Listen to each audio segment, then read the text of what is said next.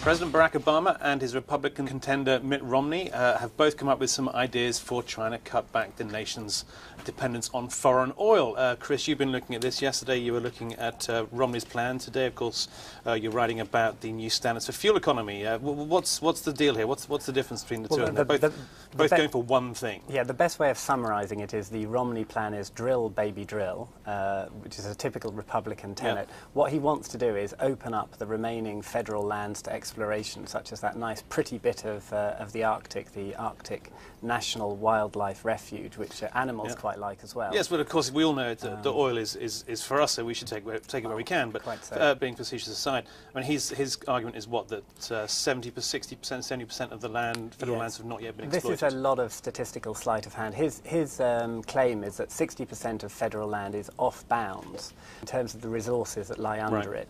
But sadly, he's excluding a lot of all of the America's natural gas under federal lands. He's only looking at the onshore, and of course a lot of the oil is offshore. Right. If you actually cut through those figures, it turns out that about 70% of the oil on Uncle Sam's land, oil and gas, is actually up for grabs. He's also using old figures as well, isn't he? Yeah, he's about 4 years out of date on the figures. There's been a downward revision too. Okay. A lot of the companies which have got rights to drill on federal land or out in the ocean on federally owned seas aren't doing much with it anyway. Yeah, less than half of the land overall is actually being exploited so far. So you're unlikely, I think, to get a huge boost out of his plan. Okay, so that one's not necessarily going to work. It sounds great, something to Republicans. Let's drill, we'll find more, no more dependence on foreign oil.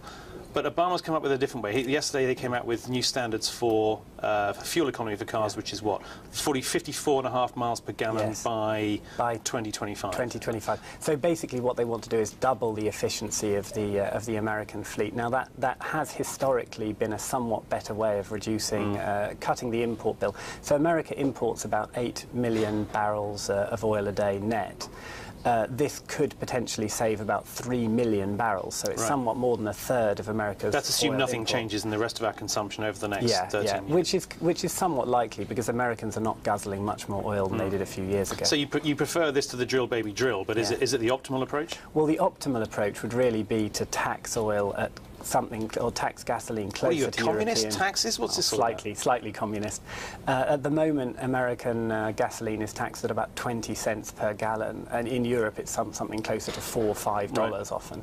And the amount of revenue you could get from this is absolutely gigantic. But of course, it's politically impossible. Of course, but I mean, the idea being that you would get money from this, but also you would somehow change consumers' approach to what kind of car they would buy, rather than saying you must have a fuel-efficient car, set of cars at X amount, 54 miles a gallon. Exactly. You'd encourage savings and cut the deficit at the same time. OK, well, thanks, Chris. We'll keep an eye on those two plans and more, and we'll be back with more breaking views next week.